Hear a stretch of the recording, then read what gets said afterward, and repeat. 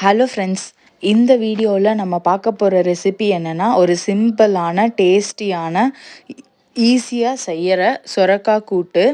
இந்த சொரக்காய் கூட்டு செய்கிறதுக்கு தேவையான பொருள் என்னென்ன அப்படின்னு பார்த்தீங்கன்னா, ஒரு 300 கிராம்ஸ் சொரக்காய், ஒரு மீடியம் சைஸ் வெங்காயம் ஒன்று, கொஞ்சம் சின்ன வெங்காயம் ஒன்று, 4 பச்சை மிளகாய், ஒரு தக்காளி, கடலைப்பருப்பும் பாசிப்பருப்பும் ஆல்ரெடி நான் வேக வச்சு எடுத்து வச்சுருக்கேன்.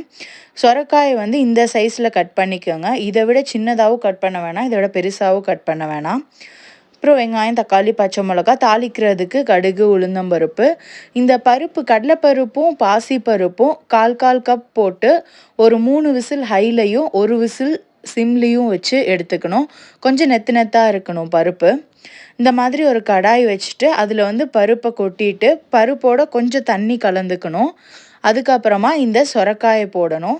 இந்த சொரக்காயை போட்டு சொரக்காயும் பருப்பும் நல்லா வந்து வேகணும். பருப்பு ஆல்ரெடி வெந்திருக்கிறதுனால இந்த சொரக்காய் வேகிறதுக்கு கொஞ்சம் தான் டைம் எடுக்கும். ஆல்ரெடி பருப்பு வேக வைக்கிறப்பயே குழஞ்சிருச்சு அப்படின்னா நீங்கள் வந்து இந்த ஸ்டெப்பை ஸ்கிப் பண்ணி வெறும் சொரக்காயை வதக்கி விட்டுட்டு தண்ணி ஊற்றிட்டு அதுக்கப்புறமா அது ஓரளவுக்கு வெந்ததுக்கப்புறம் இந்த பருப்பை சேர்த்துக்கலாம். நான் பருப்பு நெத்தாக இருக்கனால இப்போயே வேக வச்சுட்டேன். இந்த சொரக்காய்க்கு தேவையான அளவுக்கு உப்பு போட்டுட்டு இந்த அளவுக்கு தண்ணி ஊற்றி நம்ம வந்து அதை மூடி வச்சிட்டோன்னா நல்லா வெந்துடும்.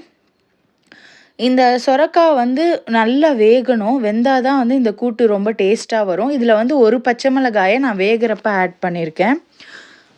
அதுக்கப்புறமா மீதி வெங்காயம், தக்காளி இதெல்லாமே கட் பண்ணிட்டேன் சைடில்.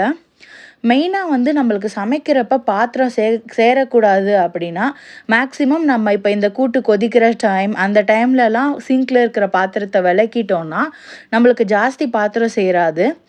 அப்புறமா இந்த சொரக்காயை வந்து இன்னொரு கிண்ணத்தில் மாற்றிட்டு எண்ணெய் ஊற்றிட்டு கடுகு, உளுந்தம்பருப்பு இதெல்லாம் வந்து தாளிச்சுக்கிறேன். இந்த குட்டி குட்டி பூச்சியெல்லாம் கிச்சனில் வராமல் இருக்கிறதுக்கு லெமனில் கிராம்பு சொருகி வைங்க. அப்படி சொருகி வைக்கும்போது அந்த குட்டி குட்டி பூச்சியெல்லாம் வந்து நம்ம கிச்சனை இது பண்ணாது.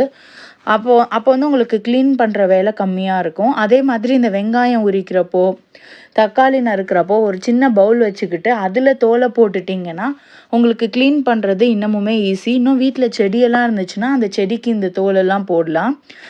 இப்போ கடுகு உளுந்து பொரிஞ்ச உடனே கருவேப்பிலை போட்டு பச்சை மிளகாயும் வெங்காயத்தையும் நம்ம போட்டுக்கிறோம். இந்த பச்சை மிளகாயும் வெங்காயமும் இந்த வெங்காயம் வந்து நல்லா க்ரன்ச்சியாக இருக்கணும். பச்சை மிளகாய் வந்து ஓரளவுக்கு வதங்கினா போதும். அப்புறமா வந்து நம்ம தக்காளி சேர்த்துக்கிறோம். தக்காளியும் சேர்த்துட்டு நல்லா வதக்கிட்டு இதுக்கு தேவையான அளவுக்கு உப்பு ஆட் பண்ணணும். அதோட கிளிப்பிங் வந்து நான் இங்கே ஆட் பண்ண மறந்துட்டேன். அதுக்கப்புறமா இந்த நம்ம சொரக்காவும் பருப்பும் வேக வச்சோம் இல்லையா, அதை வந்து இதில் கொட்டிடணும். இதில் கொட்டிட்டு நல்லா கலந்து விட்டுட்டு ஒரு 5லேருந்து 6 நிமிஷம் வரைக்கும் மீடியம் ஃப்ளேமில் வச்சு கொதிக்க விடுங்க. அது நல்லா கட்டிக்கும், அதாவது ஒன்றோட ஒன்று உறவு சேரும். இதில் வந்து நீங்கள் அரிசி மாவு கரைச்சி ஊற்றுறதுனா ஊற்றலாம். ஆனால் அப்படி மாவு ஊற்றுனீங்கன்னா அந்த டேஸ்ட் வந்து மாறிடும். அதனால் இந்த மாதிரி பண்ணுறப்போ நம்மளுக்கு அந்த மாவு ஊற்றுற அவசியம் இருக்காது.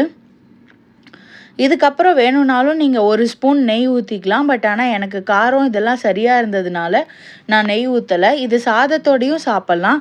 ஆனால் இங்கே வந்து சப்பாத்தியோடு சாப்பிட போகிறேன். சப்பாத்திக்கு இந்த கூட்டு அப்புறமா அரைக்கீரை பொரியல் இது 2ம் தான் இன்றைக்கி சைடிஷ் பண்ணியிருக்கேன்.